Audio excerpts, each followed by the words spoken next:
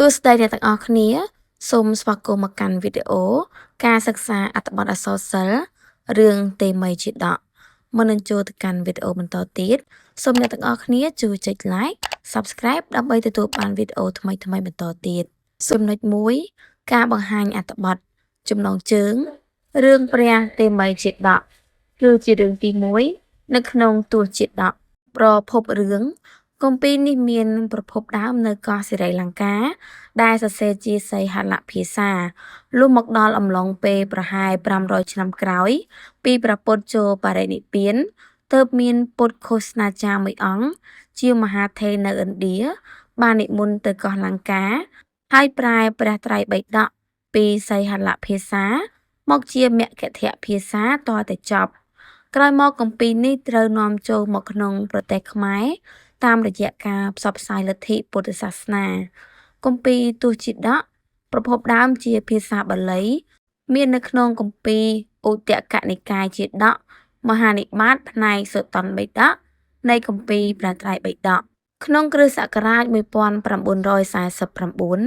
ព្រះគ្រូបុរៈថេមវាសីអ៊ូជេវគង់នៅវត្តលង្កាបានរៀបរៀងគម្ពីរនេះជាលក្ខណៈរឿងសម្រាប់ទេសនាប៉ុន្តែរហូតដល់ឆ្នាំ1958ទើបសៀវភៅនេះបានចេញផ្សាយមកដល់ខែឧសភា1959លោកបណ្ឌិតមហាឈឹមស៊ុំសាស្ត្រាចារ្យនៅពុទ្ធិកវិទ្យាល័យព្រះសុរាម្រិត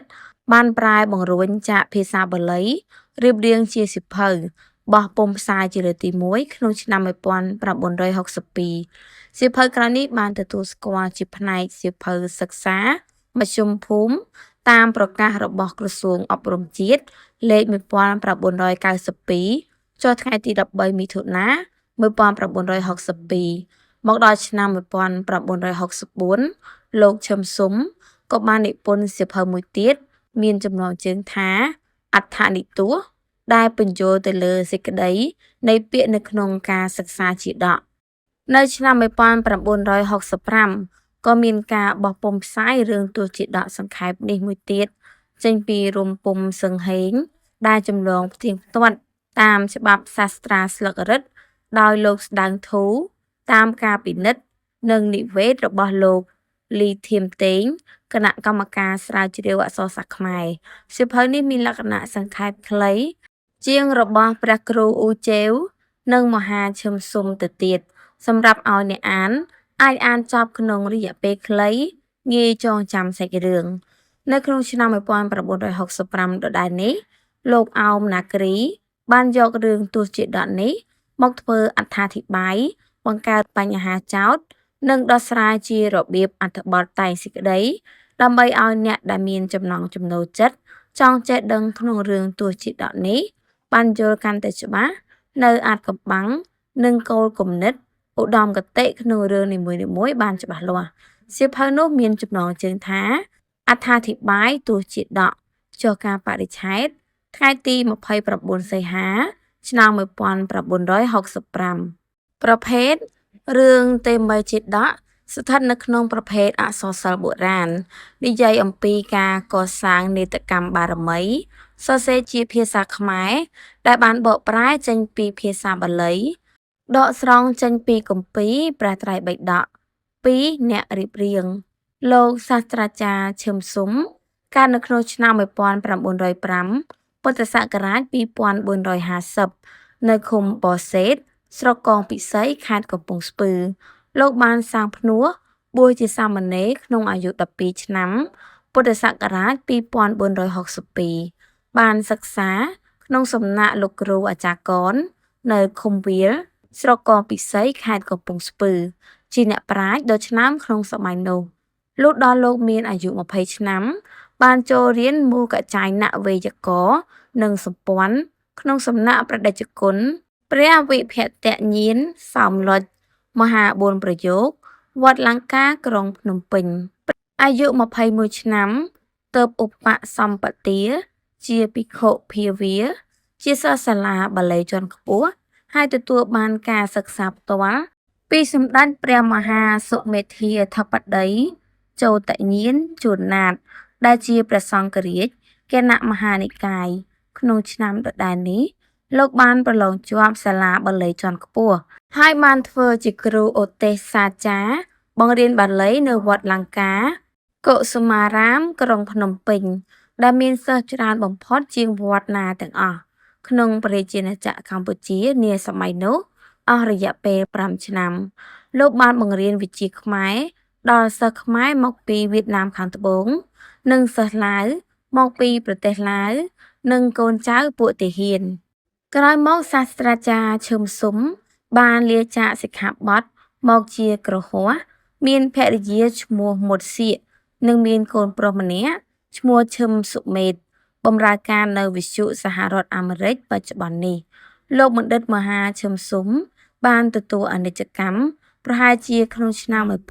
1975ចំពោះឋានៈនិងតួនាទីក្នុងសង្គមលោកគឺជាសាស្ត្រាចារ្យបង្រៀនបាលីរងវត្តលង្កាក្រុងភ្នំពេញជាសមាជិកក្រុមជំនុំបកប្រែព្រះត្រៃបិដកជាសាស្ត្រាចារ្យ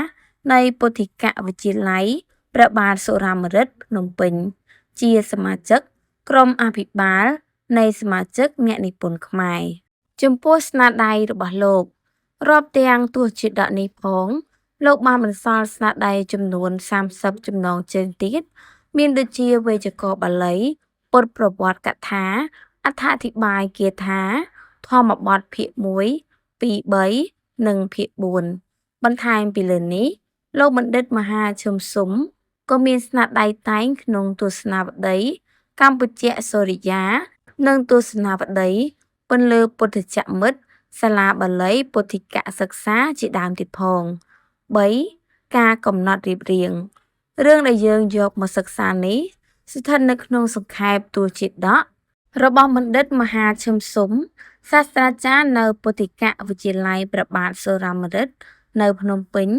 ទំព័រ54ដល់74ចំពោះសៀវភៅទស្សជាដកដែលមានការនិយមរាប់អានភាគច្រើននិងត្រូវបានក្រសួងអប់រំ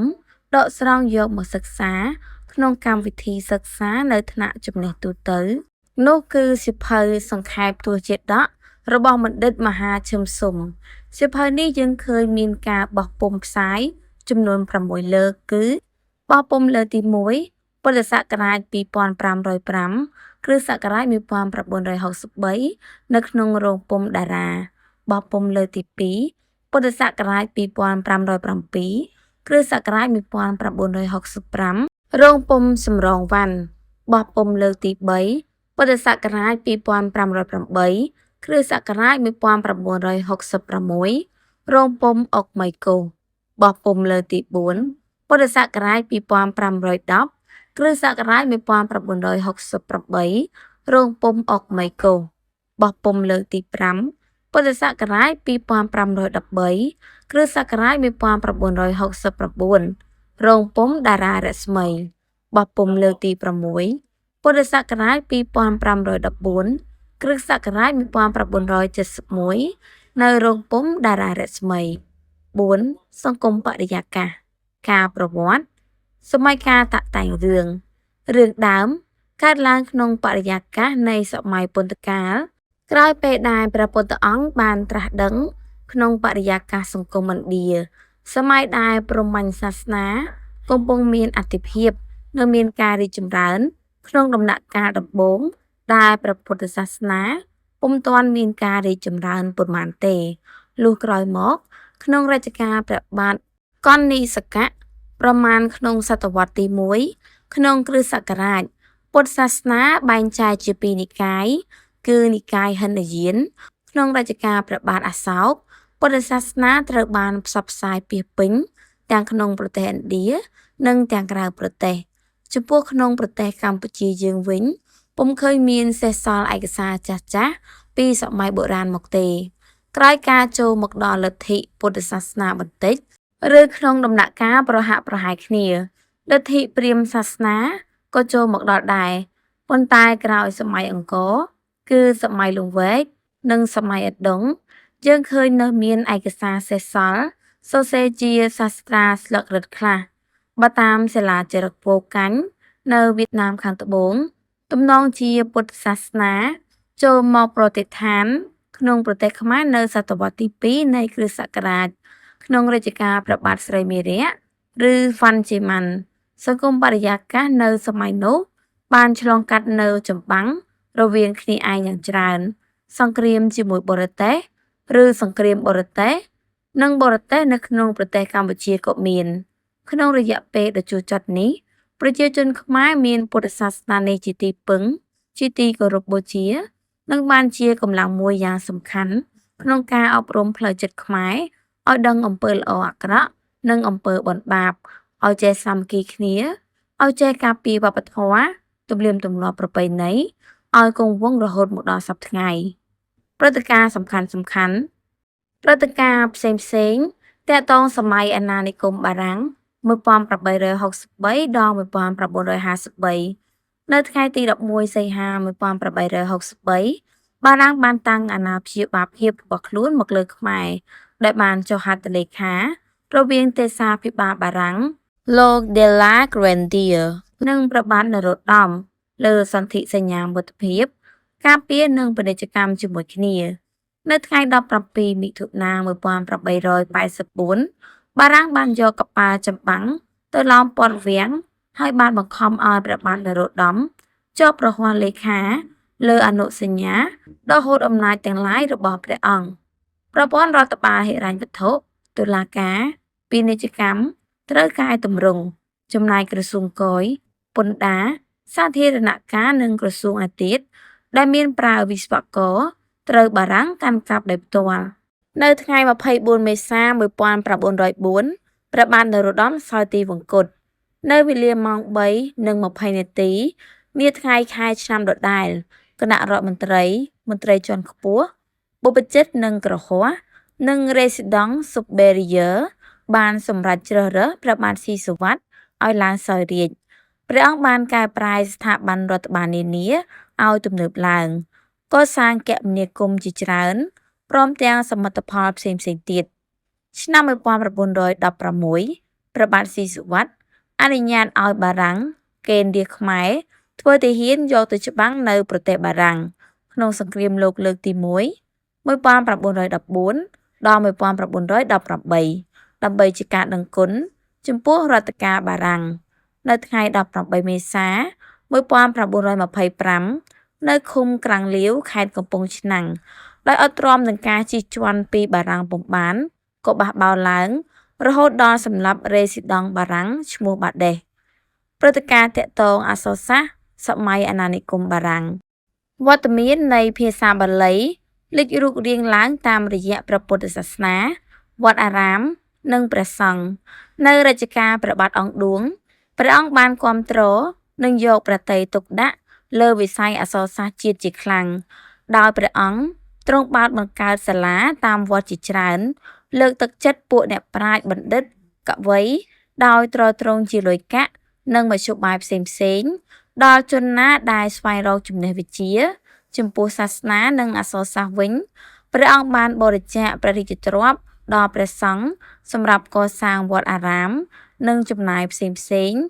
តាមព្រះពុទ្ធបញ្ញត្តិគប្បីជ្រាបថានៅសម័យអាណានិគមនិយមបារាំង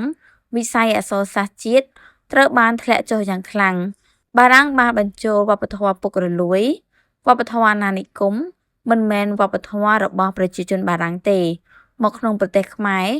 បានបង្ខំឲ្យកូនចៅខ្មែរបំភ្លេចក្បួនខ្នាតរបស់ជាតិដែលសិតសឹងមានខ្លឹមសារល្អបារាំងបានបណ្ដុះនិងបង្ខំឲ្យកវីខ្មែរឬអ្នកនិពន្ធខ្មែរសរសេរលើកដំកើងជាតិបារាំងបង្អាប់បន្ទោសខ្មែរបង្វិលខួរក្បាលខ្មែរឲ្យនឹកឃើញថាក្រុងប៉ារីសជាឋានសួគ៌បារាំងជាទេវតា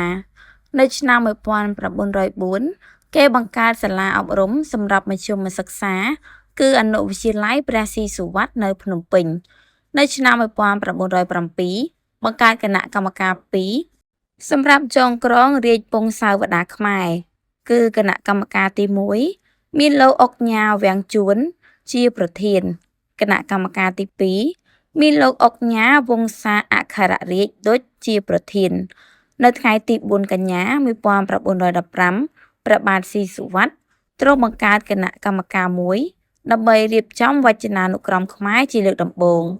នៅឆ្នាំ1921 ទ្រង់កសាងសាលាបាលីជាន់ខ្ពស់និងព្រះរាជបណ្ណាល័យនៅថ្ងៃ14វិច្ឆិកា1929បង្កើតក្រុមជំនុំព្រះត្រៃបិដកមានភារៈបកប្រែព្រះត្រៃបិដកមានទាំងអស់110ក្បាលនៅឆ្នាំ1930ព្រះបាទស៊ីសុវត្ថិមុនីវង្សឲ្យបង្កើតវិទ្យាស្ថានពុទ្ធសាសនបណ្ឌិតដើម្បីសិក្សាស្រាវជ្រាវពីព្រះពុទ្ធសាសនារៀបចំសិក្សាភាសាបាលីពុទ្ធលទ្ធិក្នុងខេត្តទាំងឡាយនៃកម្ពុជានិងបង្កើតសាលាអនុវត្តសម្រាប់ព្រះសង្ឃគ្រូរៀនវិធីបង្រៀនបែបទំនើបនៅឆ្នាំ1942សង្គ្រាមឆ័ត្របានផ្ទុះឡើងលោកអាចារ្យហែមជាវជាអ្នកដឹកនាំចលនាបាតកម្មរបស់ព្រះសង្ឃនៅវត្តឧណ្ណាលោមមូលហេតុដោយសារបារាំងចង់លុបបំបាត់អក្សរខ្មែរឲ្យទៅជាអក្សរឡាតាំងក្រោយពីសង្គ្រាមលោកលើកទី2បារាំងក៏បានយល់ព្រមដាក់ប្រទេសខ្មែរក្នុងអាណានិគមធូរស្រាលលុះដល់ឆ្នាំ1953កម្ពុជាក៏បានទទួលឯករាជ្យពេញលេញ 2. ទិដ្ឋភាពទំនាក់ទំនងរឿង 1. សង្ខេបរឿងការប្រពុតជាព្រះបរមសាស្ត្រាចារ្យគង់នៅវត្តចេតពុនទ្រង់ប្រារព្ធនៅមហាអភិនិខំបារមីទ្រង់សម្ដែងធម្មទេសនាថាមាបណ្ឌិចយ៉ាងវិការវយៈដូច្នេះជាដើមសេចក្តីថាថ្ងៃមួយភិក្ខុទាំងឡាយប្រជុំគ្នាក្នុងសាលាធម្មសភាសរសើរនៅមហាភិនិខំបារមីរបស់ព្រះមានបុណ្យព្រះអង្គទ្រង់បុឆាថាអ្នកទាំងឡាយប្រជុំនិយាយនៅរឿងអ្វីភិក្ខុទាំងនោះក្រាបបង្គំទូលតាមដំណើរទើបព្រះអង្គមានព្រះពុទ្ធដីកាថាឥឡូវនេះកថាគតមានបារមីពេញគ្រប់គ្រាន់ហើយលះបង់រាជសម្បត្តិទៅសាងមហាភិនិស្រមមិនអស់ចាទេបើពីដើមទើបអស់ចាការភិក្ខុទាំងឡាយអរតនីក៏ព្រះអង្គទ្រង់សម្ដែងនៅអតីតនិទានដូចតទៅនេះអតីតេភិក្ខុខេពារានសយ៉ាងកាសិករាជនាមៈធមេនៈសមេនៈរច្ចាំងការេសិមនាភិក្ខុទាំងឡាយក្នុងការកន្លងទៅហើយព្រះមហាក្សត្រព្រះនាមកាសិករាជសោយរាជតាមច្បាប់មានសមភាពក្នុងនគរពារាណសីទ្រង់ពុំមានព្រះរាជបុត្រឬព្រះរាជធីតាសូម្បីមួយអង្គសោះអ្នកនគរភ័យខ្លាចផុតព្រះរាជវង្សទើបទ្រង់ឲ្យស្រីស្នំទាំង16,000 នាក់បួងសួងសម្បុត្រព្រះអគ្គមហេសីព្រះនាមចន្ទាជាព្រះរាជធីតានៃព្រះបាទមុត្តរាជសមាទានឧបោសថ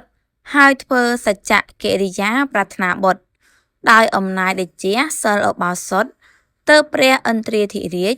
អារាធនាព្រះពោធិសត្វជាទេវបុត្រនៅឋានត្រៃត្រឹងឲ្យមកចាប់បដិសន្ធិក្នុងផ្ទៃព្រះនាងចន្ទានោះថ្ងៃដែលព្រះពោធិសត្វប្រសូតមកមានភ្លៀងអុលជោគជាំពេញដែនកោសី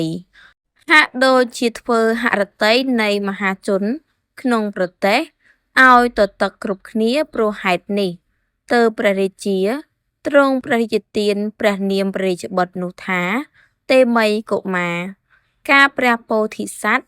បានព្រះជន្ម1 ខែពួកស្រីស្នំនាំគ្នាទៅគាល់ព្រះបរមរាជបិតាព្រះអង្គទ្រង់សពព្រះទ័យណាស់ក៏លើក3 ទ្រហើយនាំទៅផ្ដេកលើព្រះឧរុនាព្រះទីនាំងសម្រាប់គង់វិនិច្ឆ័យទោសចោលព្រះអង្គវិនិច្ឆ័យទោសចោល4 នាក់ថាចោលម្នាក់វាយវាវដោយរំពាត់ផ្ដៅ1000 ខ្វាប់ចោលម្នាក់ត្រូវចងដោយច្រវាក់ដាក់ក្នុងពន្ធនាគារចោលម្នាក់ត្រូវចាក់សម្លាប់ដោយលំពែងចោលម្នាក់ទៀតត្រូវដោតឆ្កាងដោយអណ្ដាតព្រះពោធិសត្វទ្រង់ព្រះសណ្ដាប់សេចក្តីវិនិច្ឆ័យនោះក៏មានព្រះទ័យផិតភ័យគិតថាអោព្រះរាជបិតាទ្រង់ធ្វើអំពើសម្រាប់ទៅនរកហើយតើព្រះបិតាជ្រាបជាព្រះរាជបុត្រភ័យថ្ងៃក្រោយមកទ្រង់ក៏ឲ្យយកទៅផ្ដេកនាមហាមន្ទីរក្រោមស្វេតឆ័ត្រដោយរក្សាយ៉ាងម៉ឺងម៉ាត់ ព្រះពោធិសត្វតតឃើញស្វេតឆ័ត្រក៏ភ័យទៀតទើបទ្រង់ព្រះចិន្តាថាអាត្មាអញមកពីណាមកនៅក្រោមស្វេតឆ័ត្រនេះទើបទ្រង់ជ្រាបដល់ជាតិសរញ្ញាណថាមកពីឋានតៅតឹងមកទីនេះមកពីនរកមកកាន់ឋានតៅតឹងពីដើមពីកន្លែងនេះទៅនរកព្រោះធ្លាប់ជាស្ដេចសោយរាជ្យនៅនគរនេះអស់20ឆ្នាំដោយទោសនៃការសោយរាជ្យបានជាទៅរងទុក្ខក្នុងឱសថនរកអស់80000ឆ្នាំទ្រង់ជ្រាបដូច្នេះក៏រត់តែភ័យព្រួយព្រះរាជហឫទ័យជាខ្លាំងខ្លាចក្រែងជៀសវាងការសោយរាជ្យពុំបានទេវតារក្សាស្វេតឆ័ត្រដែលជាអតីតមាតាព្រះអង្គពីជាតិមុនថ្វាយយោបល់បញ្ចេញកិច្ចកលដល់ព្រះអង្គថាមាបដិចយ៉ាងវិកាវយៈអ្នកកុំប្រកាសនៅភាពជាអ្នកចេះដឹងគឺមិនខ្វិនត្រូវធ្វើជាខ្វិនមិនថ្លង់ត្រូវធ្វើជាថ្លង់មិនកត្រូវធ្វើជាកជនទាំងពួងស្គាល់អ្នកថាជាមនុស្សល្ងង់ក៏ដោយចុះមើលងាយអ្នកយ៉ាងណាក៏ដោយចុះសេចក្តីចម្រើននឹងមានដល់អ្នកដោយវិធីយ៉ាងនេះព្រះពោធិសត្វទ្រង់មានព្រះអសាសៈធូរស្រួលព្រោះពាក្យនៃទេវតានោះទើបទទួលថាខ្ញុំនឹងធ្វើតាមពាក្យរបស់អ្នកឈ្មោះថាធ្វើនៅសេចក្តីចម្រើននិងប្រយោជន៍ដល់ខ្ញុំព្រះរាជាទ្រង់ឲ្យនាំកុមារទាំង500នាក់ជាបុត្រនៃមន្ត្រីដែលប្រសូតថ្ងៃជាមួយនឹងព្រះពោធិសត្វយកមកឲ្យនៅជាបរិវារដើម្បីបន្ទោបង់នៅសេចក្តីអផ្សុកនៃព្រះរាជបុត្រកុមារទាំងនោះខ្លះយំខ្លះស្រែកទារទឹកដោះឯព្រះមហាឱរសដែលជាមេដោះដាក់ត្រង់ណានៅត្រង់នោះឥតកំរើកឥតយំទារព្រះក្សីរសោះព្រះរាជាទ្រង់ជ្រាបដូច្នេះក៏ឲ្យប្រជុំព្រាហ្មណ៍ព្រឹទ្ធបណ្ឌិតអ្នកប្រាជ្ញមកពិគ្រោះជនទាំងនោះយល់ថាដៃជើងមនុស្សខ្វិនមិនមែនយ៉ាងនោះទេចង្ការមនុស្សកមិនមែនយ៉ាងនេះទេសោតប្រសាទក្នុងត្រចៀកនៃមនុស្សថ្លង់មិនមែនយ៉ាងនេះទេប្រកបមានហេតុទើបបានជាយ៉ាងនេះព្រះពោធិសត្វទ្រង់មិនព្រះកន្សែងមិនទាព្រះក្សីរៈមិនកំរើកអស់វេលា1ឆ្នាំទោះបីគេរកឧបាយកលពិសោធន៍ដោយទឹកដោះយ៉ាងណាក៏ដោយក៏នៅតែដដែលតមកព្រះរាជបិតាឲ្យពិសោធន៍ដោយហេតុ16ប្រការ1ការពិសោធន៍ដោយនំចំណីក្នុងការដែលពោធិសត្វមានព្រះជន្ម1ឆ្នាំកន្លងហើយគឺទ្រង់ឲ្យយកនំចំណីគ្រប់ប្រភេទមកដាក់ជុំវិញព្រះរាជកុមារកណ្ដាលវងទារកទាំង500 2ការពិសោធន៍ដោយផល្លានុផលក្នុងការដែលមានព្រះជន្ម2ឆ្នាំកន្លងទៅហើយគឺទ្រង់ឲ្យយកផ្លែឈើមានប្រការផ្សេងមកតម្កល់ទុកក្នុងទីជិតហើយបញ្ចុកផង3ការពិសោធន៍ដោយគ្រឿងកីឡាក្នុងឆ្នាំទី3កន្លងហើយគឺទ្រង់ឲ្យយកវត្ថុជាលបែងកូនក្មេងគ្រប់ប្រការមានរូបដំរីជាដើមមកដាក់ក្នុងទីជិតព្រមទាំងនាំក្រសាលផង4ការពិសោធន៍ដោយភោជនក្នុងឆ្នាំទី4កន្លងហើយគឺទ្រង់ឲ្យយកភោជនាហារយកមកដាក់ក្នុងភាជន៍ជិតព្រះអង្គព្រមទាំងបញ្ចុកផងកុមារឯទៀតដណ្ដើមគ្នានៅវត្ថុទាំងនោះឯរាជកុមារឥតកំរើកសោះ5ការពិសោធន៍ដោយភ្លើងក្នុងឆ្នាំទី5កន្លងហើយគឺទ្រង់ឲ្យធ្វើផ្ទះធំមានទ្វារច្រើនបាំងដោយស្លឹកត្នោតជុំវិញឲ្យពោធិសត្វគង់ក្នុងផ្ទះនោះទើបឲ្យលបឈួលភ្លើង6ការពិសោធន៍ដោយដំរីចុះប្រេងក្នុងឆ្នាំទី6កន្លងហើយគឺទ្រង់ឲ្យបង្ហាត់ដំរីមួយឲ្យយ៉ាងស្ទាត់អាចធ្វើបានតាមបង្គាប់គ្រប់ប្រការហើយយកដំរីនោះឲ្យមកបំភ័យព្រះពោធិសត្វដោយប្រការផ្សេង7ការពិសោធន៍ដោយពស់ក្នុងឆ្នាំទី7កន្លងហើយគឺទ្រង់ឲ្យយកពស់គ្រប់ប្រភេទមកចងមាត់ហើយយកទៅដាក់ឲ្យព័ទ្ធជុំវិញ សកលសរីរៈនៃព្រះពោធិសត្វ 8. ការពិសោធន៍ដោយមហោស្រពក្នុងឆ្នាំទី 8 កន្លងហើយគឺទ្រង់ឲ្យអ្នកលេងមហោស្រពគ្រប់ប្រភេទគ្រប់និគមជនបទមកបញ្ចេញសិល្បកម្មថ្វាយ 9. ការពិសោធន៍ដោយគ្រឿងអាវុធក្នុងឆ្នាំទី 9 កន្លងហើយគឺទ្រង់ឲ្យបុរសម្នាក់កាន់គ្រឿងអាវុធផ្សេងៗទៅគំរាមកំហែងម្ដងម្នាក់ 10. ការពិសោធន៍ដោយសូរស័ព្ទត្រែសាំងក្នុងឆ្នាំទី 10 កន្លងហើយគឺទ្រង់ឲ្យបាំងព្រះសន្ធិយាជុំវិញព្រះសាយនាចោះព្រះសន្ធិយាគ្រប់ទិសទាំង 4 ឲ្យអ្នកផ្លុំសាំងផ្លុំត្រែដ៏ពូកែលបផ្លុំពញាក់តាមប្រហើមព្រះសន្ធិយា 11. ការពិសោធន៍ដោយសូរស័ព្ទស្គរក្នុងឆ្នាំទី 11 កន្លងហើយគឺទ្រង់ឲ្យវាយស្គរពញាក់ 12. ការពិសោធន៍ដោយពន្លឺភ្លើងប្រទីបក្នុងឆ្នាំទី 12 កន្លងហើយគឺព្រះរាជកុមារពុំដែលប្រទះទីងងឹតព្រះរាជាឲ្យលុតភ្លើងព្រមគ្នាឲ្យរាជកុមារគង់តែមួយព្រះអង្គក្នុងទីងងឹតកំពុងតែងងឹតឲ្យលបបើកភ្លើងព្រមគ្នាដែលមានចំណាំងយ៉ាងខ្លាំង 13. ការពិសោធន៍ដោយរុយក្នុងឆ្នាំទី 13 កន្លងហើយគឺទ្រង់ឲ្យយកស្ករអំពៅមកលាយទឹកលាបព្រះរាជកុមារពេញសពព្រះសរីរៈរាងកាយឲ្យរុយទាំងឡាយរោមឯអុក 14. ការពិសោធន៍ដោយគ្រឿងសំអុយក្នុងឆ្នាំទី 14 កន្លងហើយគឺទ្រង់ឲ្យយកគ្រឿងសំអុយគ្រប់យ៉ាងមានមូតនិងករិសជាដើមមកលាបព្រះពោធិសត្វមានព្រាយពាសពេញទីកន្លែងដែលពោធិសត្វគង់ 15. ការពិសោធន៍ដោយដុតភ្លើងឆ្អើរក្នុងឆ្នាំទី 15 កន្លងហើយគឺទ្រង់ញ៉ាំងពោធិសត្វឲ្យផ្ទុំលើព្រះបញ្ចាញ៉ាំងរាជបុរសឲ្យដុតភ្លើងរោលពីក្រោម 16. ការពិសោធន៍ដោយមាតុក្រាមក្នុងឆ្នាំទី 16 កន្លងហើយគឺទ្រង់ញ៉ាំងឲ្យពួកកញ្ញាដ៏ល្អឲ្យស្អិតស្អាងដោយប្រការផ្សេងមកប្រឡូកប្រឡែងប្រឡោមតាមផ្លូវកាម អ្នកចាត់ការពិសោធន៍ទាំង 16 បែបក្នុងមួយបែបធ្វើអស់រយៈកាលមួយឆ្នាំដោយល្បិចផ្សេងយ៉ាងណាក៏ដោយក៏ព្រះពោធិសត្វនៅតែខ្វិនខ្វង់ក៏ថ្លង់ដដែលពុំមានកម្រើកដោយការស្រេកឃ្លានដោយការចង់បានដោយការផិតភ័យឡើយ ការបើអ្នកពិសោធន៍អស់ចំណេះទាល់គំនិតហើយទើបព្រះមហាក្សត្រទ្រង់ចាត់ឲ្យអញ្ជើញពួកព្រាហ្មណ៍អ្នកទាយលក្ខណៈមកបន្ទោសថាណែព្រាហ្មណ៍ទាំងឡាយក្នុងការដែលរាជកុមារប្រសូតអ្នករាល់គ្នាទាយថាកុមារនេះប្រកបដោយធញ្ញបញ្ញលក្ខណៈសេចក្តីអន្តរាយរបស់កុមារនេះមិនមានកុមារនេះនឹងមានសមត្ថភាព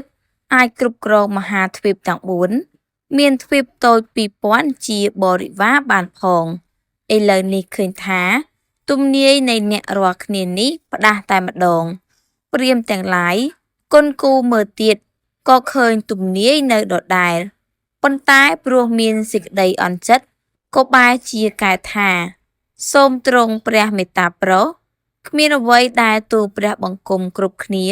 ពុំឃើញនោះទេប៉ុន្តែកុមារនេះគឺព្រះរាជត្រកូលទាំងឡាយបួងសួងសុំបានមកបើខ្ញុំព្រះអង្គទាំងឡាយក្រាបទូលថា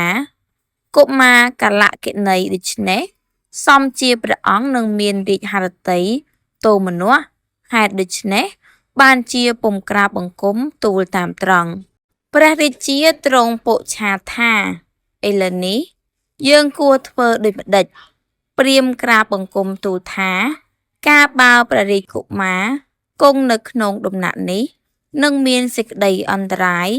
ដល់ព្រះជន្មាយុព្រះអង្គឬដល់ស្វេតឆ័ត្រឬដល់ព្រះអគ្គមហេសីដូច្នេះសូមព្រះអង្គកុំបង្អែបង្អង់ឡើយសូមទ្រង់ញ៉ាំងនាយសាធីឲ្យទឹមរាប់អពមង្គលផ្ដេកព្រះរាជកុមារលើរដ្ឋនោះឲ្យនាំចេញតាមទ្វារខាងលិចទៅជីកប់សម្លាប់ចោលឯព្រៃខ្មោចទៅ ព្រះរាជាទ្រង់អនុម័តតាមសម្ដីព្រាហ្មណ៍ព្រះនាងចន្ទាទេវីស្ទុះមកប្រញាប់ប្រញាល់តែមួយអង្គឯងទ្រង់ព្រះកន្សែងអង្វរករព្រះរាជាថាទោះបីម្ដេចម្ដាក៏សូមព្រះអង្គព្រះរាជានុញ្ញាតឲ្យបុត្រខ្ញុំម្ចាស់បានសោយរាជកំខានព្រះរាជាពុំព្រមព្រះនាងសុំត្រឹម7ឆ្នាំ7ខែ8ថ្ងៃក៏ព្រះរាជាពុំព្រមព្រះនាងសុំត្រឹម7ថ្ងៃព្រះមហាក្សត្រទ្រង់ព្រះរាជានុញ្ញាតហើយចាត់ធ្វើរាជាភិសេកថ្វាយរាជសម្បត្តិចំពោះព្រះតេមីរាជកុមារព្រះនាងចន្ទាទេវីជាព្រះមេដាតែងអង្វរករសពទិវារាត្រីថាហើយតេមីកុមារកូនម្ដាយថ្មិចថ្មែកមិនលក់សោះអស់រយៈ16ឆ្នាំហើយហារតីរបស់ម្ដាយស្ទើរបែកធ្លាយហើយព្រោះម្ដាយដឹងថាកូនមិនខ្វិនខ្វង់ក៏ថ្លង់ទេប៉ុន្តែក្រាញមិនព្រមស្រដីសោះ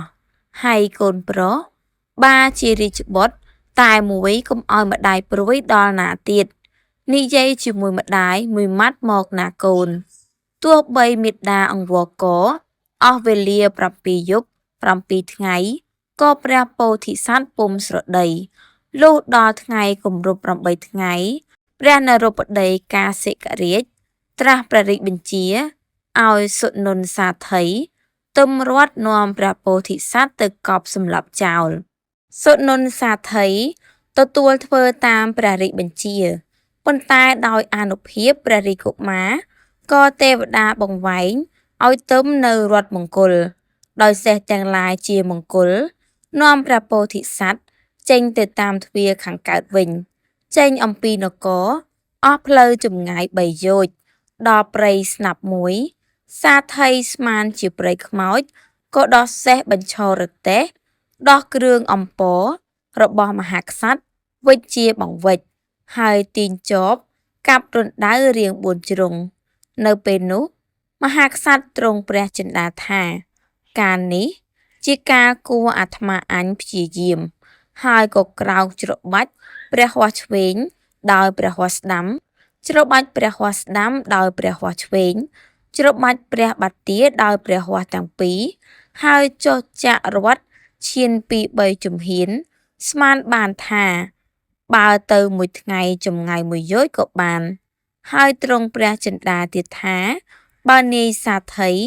ចាប់ក្រញិចព្រះអង្គកប់ទៅក្នុងរណ្ដៅព្រះអង្គអាចក្រញិចនាយសាធិវិញបានទៅព្រះអង្គចង់លបងព្រះពលំ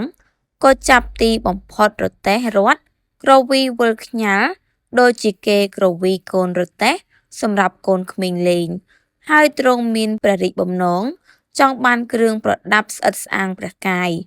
ព្រះឥន្ទឲ្យវិស្វកម្មទេវបុត្រយកគ្រឿងមហាប្រាសាទមកថ្វាយទ្រង់តែងព្រះកាយរួចស្ដេចសួរទៅនាយសាធិដែលកំពុងលង់រណ្ដៅថាណែសាធិអ្នកជីករណ្ដៅដើម្បីអ្វីអ្នកនឹងធ្វើនៅអ្វីដោយរណ្ដៅនេះព្រះតេមីប្រែប្រានជាចេះនិយាយស្ដីហើយបណ្ដេញឲ្យនាយសាធិនាំគ្រឿងអភរណៈត្រឡប់ចូលនគរវិញហើយទ្រង់ស្លៀកពាក់សមណៈបរិក្ខារគង់ក្នុងអាស្រមដែលព្រះឥន្ទកោសីនិមិត្តថ្វាយ30យោជន៍ឆ្ងាយពីព្រះនគរជាសុខសាន្តរហូតដល់រន្ទឺឮស័ព្ទដល់ព្រះបិតាមេតាទ្រង់លើកពលចតុរង្គសេនាមកអញ្ជើញព្រះអង្គឲ្យយាងត្រឡប់ទៅសោយរាជវិញប៉ុន្តែព្រះពោធិសត្វមានបន្ទូលថាអាត្មាភាពនឹងប្រព្រឹត្តព្រហ្មចរិយាធម៌ពុំត្រូវការរាជសម្បត្តិទេព្រោះក្មេងៗក៏គង់តែស្លាប់យប់ថ្ងៃកន្លងផុតទៅទឹកដែលហូរហើយមិនវិលត្រឡប់ហើយអាយុជីវិតមនុស្សក៏យ៉ាងនេះដែរជាងនេះភរិយាក៏គង់តែស្លាប់ផ្លែឈើទាំងឡាយក៏គង់តែជ្រុះជនខ្លះដែលឃើញតែពេលព្រឹកមិនឃើញពេលល្ងាចឯខ្លះទៀតឃើញតែពេលល្ងាចមិនឃើញពេលព្រឹកសេចក្តីព្យាយាមក្នុងកុសលគេគួរធ្វើក្នុងថ្ងៃនេះឯងបុគ្គលណាដឹងថាសេចក្តីស្លាប់នឹងមានក្នុងថ្ងៃស្អែកអាត្មាភាព ផុតស្រឡះហើយអំពីចំណង់គឺការប្រាថ្នាទ្រព្យមិនត្រូវការរីកសម្បត្តិទេសុខចិត្តនៅក្នុងព្រៃបួសធ្វើអំពើជាកុសលប្រព្រឹត្តព្រហ្មចរិយាធម៌ការនោះព្រះបាទកាសិករាជនិងព្រះនាងចន្ទាព្រមទាំងស្នំ 16,000 ហើយព្រមទាំងបរិពារសពព្រះហឫទ័យនិងទ្រង់សាងភ្នោះទៅទ្រង់ឲ្យចំហទ្វារឃ្លាំងទាំងអស់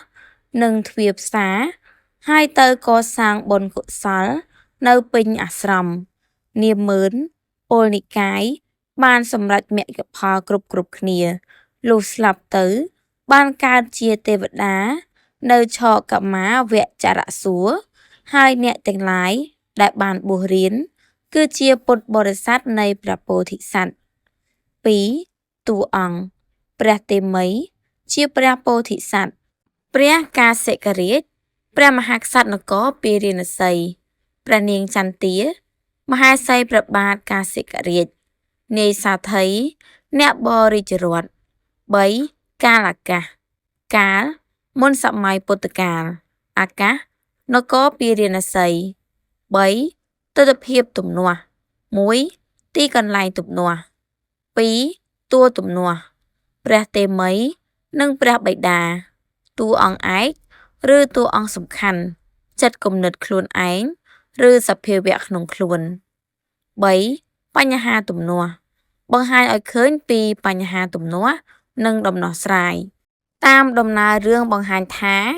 ពេលទ្រង់ជ្រាបពីបញ្ហាអតីតជាតិដែលធ្លាប់ធ្លាក់នរក 80,000 ឆ្នាំហើយក៏រត់តែភ័យព្រួយព្រះរាជហឫទ័យជាខ្លាំងខ្លាចក្រែងជៀសវាងការសោយរាជពុំបានទេវតារក្សាស្វេតឆ័ត្រដែលជាអតីតមេតាព្រះអង្គពីជាតិមុនថ្វាយយោបល់បញ្ចេញកិច្ចកោតដល់ព្រះអង្គថាមាបដិចយ៉ាងវិការវយៈអ្នកកុំប្រកាសនៅភាពជាអ្នកចេះដឹងគឺមិនខ្វិនត្រូវធ្វើជាខ្វិនមិនថ្លង់ត្រូវធ្វើជាថ្លង់មិនកត្រូវធ្វើជាកជនទាំងពួងស្គាល់អ្នកថាជាមនុស្សល្ងងក៏ដោយចោះមើលងាយអ្នកយ៉ាងណាក៏ដោយចោះសេចក្តីចម្រើននឹងមានដល់អ្នកដោយវិធីយ៉ាងនេះព្រះតេមិយក៏ទទួលស្ដាប់នៅសំឡេងនាងទេពធីតាដែលជាសំឡេងនៃវិចារណញ្ញាណសំឡេងសុភវិនិច្ឆ័យសំឡេងនៃមនសិការដោយធ្វើឧបាយជាកថ្លង់ខ្វិនខ្វង់លែងនិយាយស្ដីទោះបីព្រះវររាជបិតាខិតខំប្រើមធ្យោបាយបន្លាចបំភ័យយ៉ាងណាក៏ដោយក៏ព្រះរាជកុមារនៅតែខិតខំរក្សាអាកប្បកិរិយាជំហរស្មារតីរបស់ខ្លួនមិនតបឆ្លើយមិនព្រមនិយាយស្ដីធ្វើទាល់តែព្រះមហាក្សត្របិតាទាល់តម្រេះខ្ញាល់ប្រើរាជអាមាត្យនាំយកទៅជីកដីកប់ទាំងរស់សកម្មភាពរបស់ព្រះតេមិយអាចរំងាប់តណ្ហាដោយខ្លួនព្រះអង្គផ្ទាល់បានព្រោះព្រះអង្គយល់ថាបើធ្វើជាមនុស្សធម្មតាអាចមានលោភៈទោសៈមោហៈហើយត្រូវគេបង្ខំឲ្យសោយរាជ្យជាក់ជាមិនខានដូច្នេះហើយទើបព្រះអង្គសុខចិត្តរងទារុណកម្មតាំងពីអាយុ1ខែដល់16ឆ្នាំហើយទទួលរងនៅការប្រមាថជាកុមារកាលកិណីដែលត្រូវគេយកទៅកប់ទាំងរស់សកម្មភាពនិងលក្ខណៈដ៏រឹងប៉ឹងតាំងស្មារតីសុបគ្មានប្រែប្រួលក្នុងឧត្តមគតិក្នុងគោលបំណងត្រូវរបស់ខ្លួនបែបនេះដែលធ្វើឲ្យព្រះតេមិយឆ្លងផុតពីទោសច្រឡំទោសអគតិអយុត្តិធម៌ឬចាកអំពើបាបគ្រោកគ្រាតបានចំណែកព្រះបិតាតាមដំណើររឿងកំហុសនៃព្រះបាទកាសិករាជមានដល់ទៅ2លើកស្ទួនគ្នាគឺលើកទី1ធ្វើទោសចោល4នាក់នៅចំពោះមុខកូនធ្វើឲ្យកូននេះភ័យខ្លាចស្អប់ខ្ពើមអំណាចបែបនេះយ៉ាងខ្លាំងលើកទី2ប្រើមធ្យោបាយដាក់ទណ្ឌកម្មបន្លាចបំបាក់ស្មារតីដោយពិសោធន៍ហេតុ16ប្រការដែលមានដូចជា1ពិសោធន៍នំចំណី2ពិសោធន៍ផលានុផល3ពិសោធន៍គ្រឿងកីឡា4ពិសោធន៍ភោជន5ពិសោធន៍ភ្លើង6ពិសោធន៍ដំរីចុះប្រេង7ពិសោធន៍ពស់8ពិសោធន៍មហោស្រព9ពិសោធន៍គ្រឿងអាវុធ10ពិសោធន៍សូរស័ព្ទត្រែសាំង11ពិសោធន៍សូរស័ព្ទស្គរ 12ពិសោធន៍ពន្លឺភ្លើងប្រទីប13ពិសោធន៍រុយ14ពិសោធន៍គ្រឿងស្អុយ15ពិសោធន៍ដុតភ្លើងឆ្អើ16ពិសោធន៍មាតុក្រៀមនៅទីបញ្ចប់ប្រើនាយសុនន្ទសាថីឲ្យចាប់ចងយកទៅកប់ដីទាំងរស់ទាំងអស់នេះគឺជាអំពើដែលរាជកុមារឃើញផ្ទាល់នឹងព្រះនេត្រដែលជាកំហុសច្រើនឥតកណនារបស់ស្ដេចបិតាដែលខ្លួនត្រូវតែខ្លាចត្រូវតែគេចចេញគុំទៅស្នងដើរតាមកំហុសបែបនេះទៀតដូច្នេះមានតែការបួសគឺចាកភាពជាក្រហមដើម្បីចូលប្រៃបួសជាសាមណឥសីលះបង់នៅអំណាចទ្រព្យសម្បត្តិជាចំណងច្រើនប្រការពោលគឺរំដោះចិត្តគំនិតឲ្យផុតពីកាមតណ្ហារាគៈកិលេសកម្មអាក្រក់អកុសលកម្មបានសរុបសេចក្តីទៅការបួសគឺជាការផ្ដាច់ឫសគល់នៃលោភៈទោសៈនិងមោហៈនិងអវិជ្ជាដើម្បីស្វែងរកបរមសុខ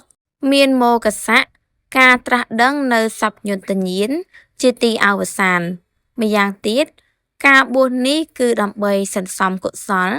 ជួយខ្លួនព្រះអង្គជួយព្រះញាតិវង្សានុវង្សនិងប្រជានុរាស្ត្រសម័យនោះឲ្យចាកចេញអំពីអំពើអកុសលនិងចម្លងសត្វលោកឲ្យឆ្លងរួចផុតវាវដ្តសង្សារដែលពោរពេញដោយតណ្ហា4ទិដ្ឋភាពវិភាគតួអង្គ1ព្រះបាទកាសិករាជគុណសម្បត្តិព្រះរាជាដែលស្រឡាញ់ព្រះនគរស្រឡាញ់គ្រួសារមានចិត្តតស៊ូមិនអត្តនោម័តស្រឡាញ់លទ្ធិប្រជាធិបតេយ្យចេះបែងចែកសេចក្តីល្អនិងអាក្រក់បានច្បាស់លាស់មានចិត្តជ្រះថ្លាក្នុងការសាងផ្នួសគុណវិបត្តិជាមនុស្សចិត្តដាច់មិនចេះគិតវែងឆ្ងាយបានសាងនៅកំហុសជាច្រើនឆាប់ជឿពាក្យសម្ដីពួកព្រាហ្មណ៍ជាមនុស្សមានល្បិចកិច្ចកលច្រើន2ព្រះនាងចន្ទាគុណសម្បត្តិជាមនុស្សដែលគោរពនិងស្រឡាញ់ប្តីជាភរិយាល្អជាម្ដាយល្អស្រឡាញ់កូនចេះគិតពិចារណាវែងឆ្ងាយគុណវិបត្តិមានគំនិតលោភលន់ចង់ឲ្យកូនបានសោយរាជ្យមានចិត្តគំនិតទន់ជ្រាយមិនចេះដោះស្រាយទុក្ខ3ព្រះតេមីគុណសម្បត្តិមានចិត្តតស៊ូព្យាយាមក្នុងជីវិតចេះសន្សំបុណ្យកុសលមានចិត្តស្លូតបូតសាងតែអំពើល្អមានចិត្តស្មោះត្រង់មិនលោភលន់ទ្រព្យសម្បត្តិជាមនុស្សមានប្រាជ្ញាវាងវៃមានសមាធិធម៌ចរិយាខ្ពស់ស្មោះសរក្នុងការសាងផ្នួសចេះជួយអ្នកដទៃឲ្យរួចផុតពីសេចក្តីបាបគុណវិបត្តិជាមនុស្សចិត្តដាច់មិនស្រឡាញ់ឪពុកម្ដាយជាមនុស្សគិតតែប្រយោជន៍ផ្ទាល់ខ្លួនអាត្មានិយមមិនចេះដោះស្រាយបញ្ហាចំពោះមុខ4នាយសាថីគុណសម្បត្តិជាមនុស្សស្មោះត្រង់ចំពោះព្រះរាជាគោរពពាក្យសម្ដីតាមតួនាទីរបស់ខ្លួនរីករាយនឹងសេចក្តីល្អបរិសុទ្ធ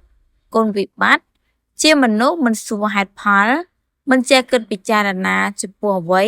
ដែលកើតមានចំពោះមុខ5ទិដ្ឋភាពសង្គម1វប្បធម៌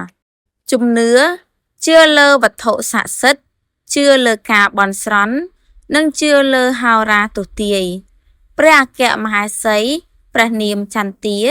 ជាព្រះរាជធីតានៃព្រះបាទមន្តរាជសមាទានឧបោសថហើយធ្វើសច្ចកិរិយាប្រាថ្នាបុត្រដោយអំណាចរាជាសិលឧបោសថទើបព្រះឥន្ទ្រាធិរាជអារាធនាព្រះពោធិសត្វជាទេវបុត្រនៅឋានត្រៃត្រឹង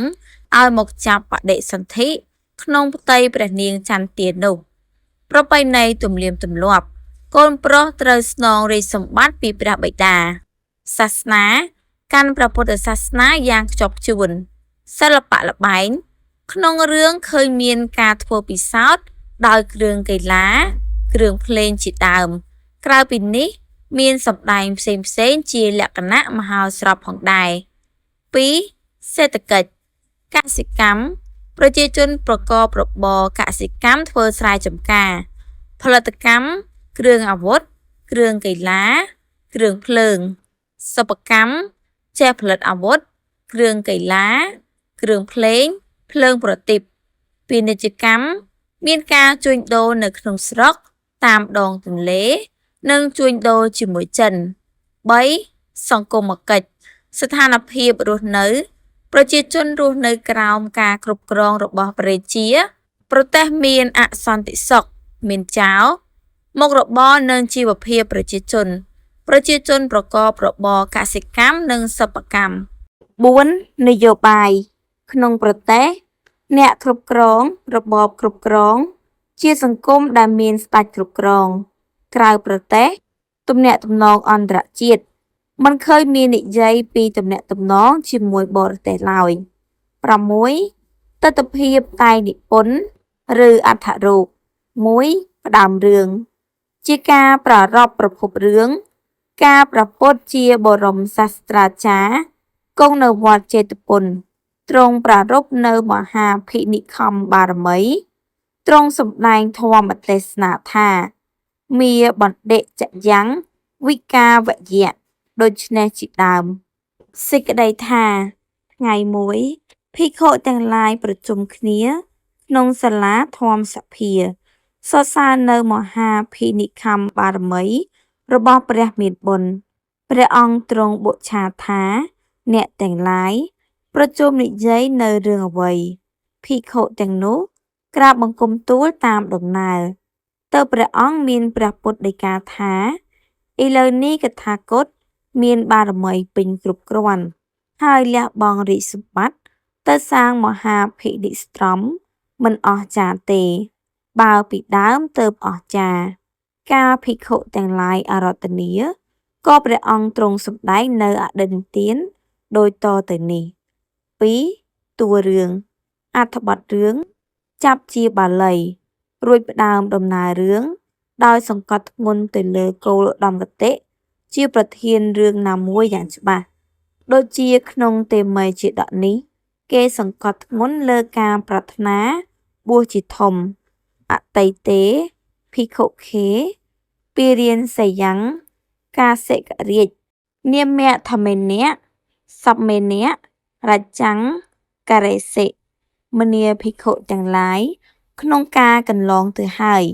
ព្រះមហាក្សត្រព្រះនាមកាសិករាជសោយរាជតាមច្បាប់មានសមភាពក្នុងនគរពារាណសីក្នុងរឿងព្រះតេមីអ្នកនិពន្ធបានប្រើប្រាស់នៅសិល្បវិធីមួយចំនួនដោយខាងក្រោមនេះវចនវិធីអ្នកនិពន្ធប្រើពាក្យពេចន៍ច្រើនជាពាក្យបាលីពីព្រោះជាអត្ថបទប្រែចាកពីគម្ពីរបាលីហើយជាអត្ថបទបែបពុទ្ធនិយមផងរីឯឃ្លាប្រយោគរៀបរយល្អពុំមានឃ្លាវែងនាំឲ្យពិបាកយល់នោះឡើយរចនាវិធីអ្នកនិពន្ធបានសរសេរជាអត្ថបទបែបទេសនាតែងជាពាក្យរាយធម្មតាពណ៌នាវិធីអ្នកនិពន្ធពណ៌នារៀបរាប់ពីទេសភាពឬសកម្មភាពជីវភាពរបស់តួអង្គដូចជាបពិតព្រះបិតាអាត្មាភាពឃើញគេក្មេងៗទៅនឹងចេះនិយាយក៏ស្លាប់ដែរពួកខ្លះដែលគេឃើញក្នុងពេលល្ងាចតែមិនឃើញក្នុងពេលព្រឹកឯកវ៉ាវិធីជាវិធីដែលគេធ្វើឲ្យតួអង្គដែលទទួលរងទុក្ខទោសក្តីមានការឈឺចាប់ទុក្ខព្រួយក្តីឬកើតវិប្បដិសារីអំពីរឿងអ្វីមួយដោយការនិយាយរំលឹកអំពីហេតុភេទរឿងរបស់ខ្លួនតែម្នាក់ឯងក្នុងរឿងព្រះពោធិសត្វតតឃើញស្វេតឆ័ត្រក៏ភ័យទៀតទើបទ្រង់ព្រះចិន្តាថាអាត្មាអញមកពីណាមកនៅក្រោមស្វេតឆ័ត្រនេះទើបទ្រង់ជ្រាបដោយជាតិសរណញាណថាមកពីឋានតាវតឹងមកទីនេះមកពីនរកមកកាន់ឋានតាវតឹងពីដើមទៅពីកន្លែងនេះទៅជានរកព្រោះធ្លាប់ជាស្ដេចសោយរាជនៅនគរនេះអស់20ឆ្នាំដោយទោសនៃការសោយរាជបានជាទៅរងទុក្ខក្នុងអសុតនរកអស់80000ឆ្នាំសង្វាតវិធីគឺជាវិធីដែលអ្នកនិពន្ធធ្វើឲ្យតួអង្គចាប់ពីពីរឡើងទៅសន្ទនាគ្នាពីបញ្ហាអ្វីមួយ